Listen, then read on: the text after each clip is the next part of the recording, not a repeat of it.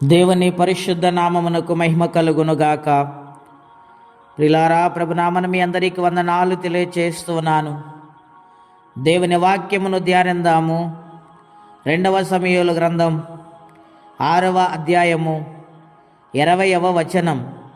తన ఇంటి వారిని దీవించుటకు దావీదు తిరిగి రాగా సౌలు కుమార్తెకు మీకాలు దావీదును ఎదుర్కొని బయలుదేరి వచ్చి హీనస్థితి గల బరికెత్తులు చూచుచుండగా, వ్యర్థుడొకడు తన బట్టలు ఇప్పివేసినట్టుగా ఇశ్రాయేలుకు రాజువైన నీవు నేడు బట్టలు తీసివేసి ఎంత ఘనముగా కనబడుతున్న అపహాస్యము చేసినందున దావీదు నీ తండ్రి అతని సంతతి విసర్జించి ఇశ్రాయేలును తన జనుల మీద నన్ను అధిపతిగా నిర్ణయించుటకై నన్ను ఏర్పరచుకుని యెహోవా సన్నిధిని నాలాగు చేసి తిని.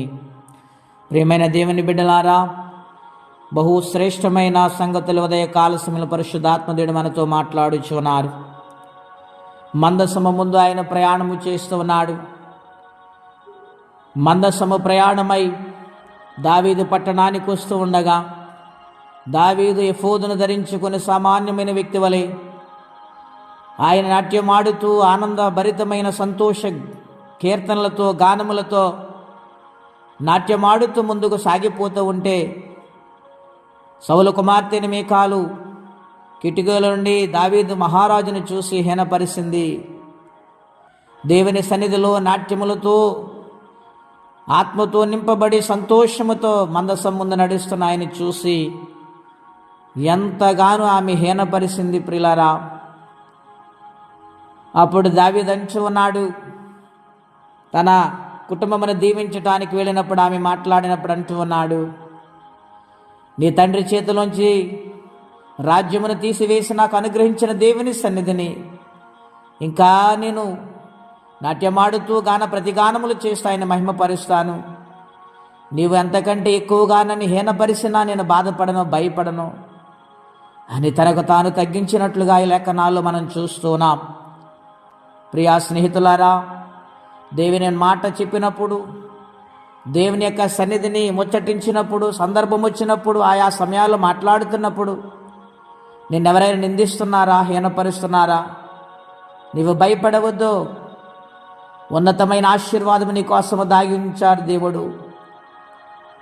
ఆ నీతి రాజ్యములో ఒక గొప్ప బహుమానాన్ని దేవుడు ఉంచారు గనుక యథార్థ హృదయముతో దేవుని పనిచేయటానికి ముందుకు నడవాలని ప్రభుపేట మనవి చేస్తున్నాను. దావీదునందు హీనపరిచిన దేవుడి యొక్క మాటలు విని మీకాలు గర్భాన్ని దేవుడు మూసేస్తారు. ప్రియులారా, కనుక మనకి నిందల అవమానాలు వస్తేనే శరీరీతిగా బాధపడుతున్నామేమో, కానీ ఒక రోజున గొప్ప బహుమానాన్ని దేవుడు మనకిస్తారు. మనల్ని ఎవరైతే ఏ నోటితైతే నిందల అవమానాలు పాలు చేశారో వాళ్ళే ఘనముగా ఇంచే రోజు వస్తుంది. గనుక విశ్వాసముతో ముందుకు సాగిపోవాలని కోరుకుంటే మాటలు నేను ముగిస్తూ ఉన్నాను. ప్రార్థనండి. పరిశుద్ధుడైన తండ్రి, ఘనమైన మీ నామం కొరకై స్తోత్రం చెల్లిస్తున్నాము. ఉదయకాల సమయంలో ఆయన మహాదేవా, మీ మందసాన్ని ప్రభా నడిపిస్తున్న దావీదు మహారాజు ప్రభా నాట్యమాడుతుంటే మీకాలు నాయన ఎంతో హీనపరిచింది. మా జీవితాల్లో కూడా నీ పని చేస్తున్న ఎంతోమంది హీనపరుస్తూ ఉంటారు. వారి నిమిత్తం మేము ప్రార్థన చేస్తున్నాము నాయన.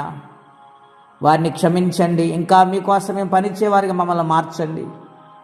ఘనమైన మీ సన్నిధిని అనుభవించు భాగ్యము మా అందరికీ మీరు దయచేయమని, ప్రతి పరిస్థితిని మార్చమని, కొరకు బ్రతుకు జీవితం ఇమ్మని, దినమ దీవెనకరంగా మార్చమని యేసు నామములో ప్రార్థించి వేడుచున్నాము తండ్రి. ఆమేన్.